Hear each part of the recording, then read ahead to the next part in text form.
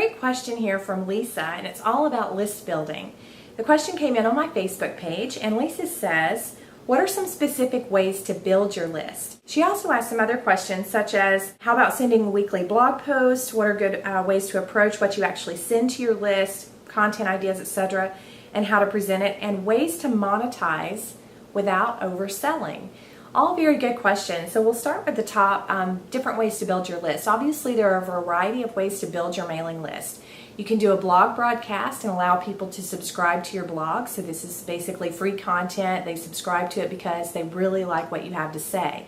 So the best way to build your list when you're doing a blog is to have an awesome blog and give them the opportunity to subscribe to your blog by email so they can read full posts in their inbox and or get excerpts, get notifications of new posts, etc. That's a really nice way to serve your readership. Another great way to build a list is to sell a low-end product.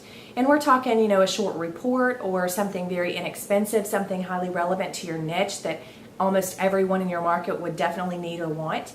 And low cost, we're talking impulse buy price points here, like $5, $7, $10, $15, that kind of thing. Now that method for list building is really good because you're actually building a list of buyers.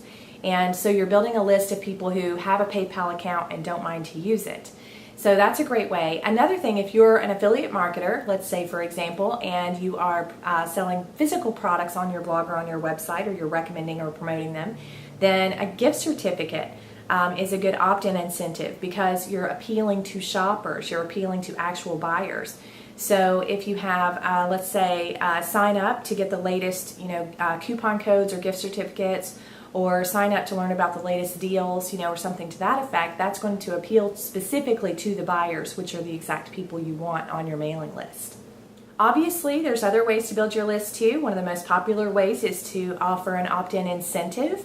So an incentive for them to sign up for your list, such as a free report, a free checklist, something of value to them specifically.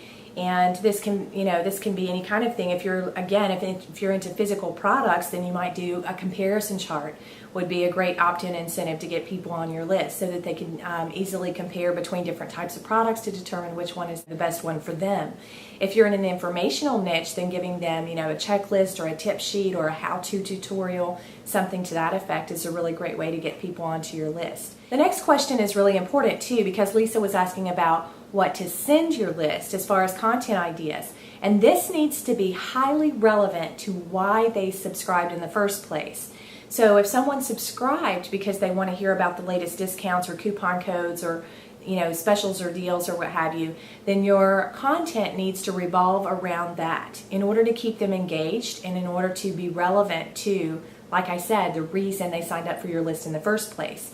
If someone signed up to your list and they downloaded a free informational report that's all about blogging tips, for example, and then all you send them is YouTube information in the actual email content, that's irrelevant.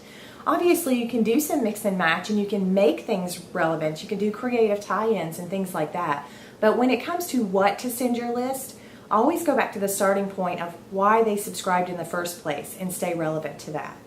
The last question Lisa asked about email marketing specifically was how to monetize without overselling. And I think that's a really good question. The thing is, people buy products. So you have to get in the mindset of serving your market. Not necessarily blasting your list or selling to your market, but how can you best serve your market?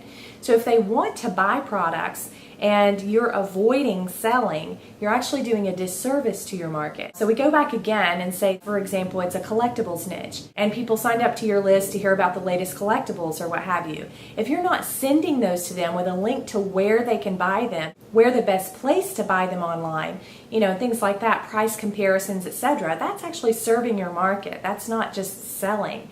And so it's very important that you kind of go at it from that perspective. What do they need and want the most? Another thing you can do, instead of just, constantly trying to sell them something, is give them subscriber perks. Go to the merchant and see if you can cut a deal. Get an exclusive coupon code. See if you can do an exclusive interview with the merchant or the retailer or something to that effect and really serve your market. Give them more information. Help them make a smarter buying decision, because that's a great way to, number one, make the sale, but number two, really serve your market. So there are lots of creative ways to monetize without just blasting your list constantly with promotions, which is really annoying unless you specifically sign up for promotional emails, in which, some of those I do. Let's say, for example, one of the places where I like to shop online to buy clothes. I love opening their emails because they tell me, what they have in stock now, what's the newest thing, what's on sale, when they're offering free shipping, things like that.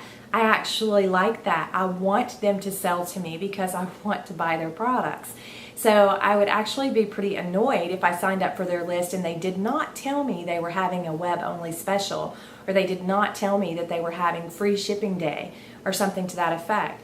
So that would be a disservice to me as a consumer for them not to do that. So keep those things in mind as you're building your list, as you're sending content to your list, and as you're considering what products you want to put in front of your readers and how.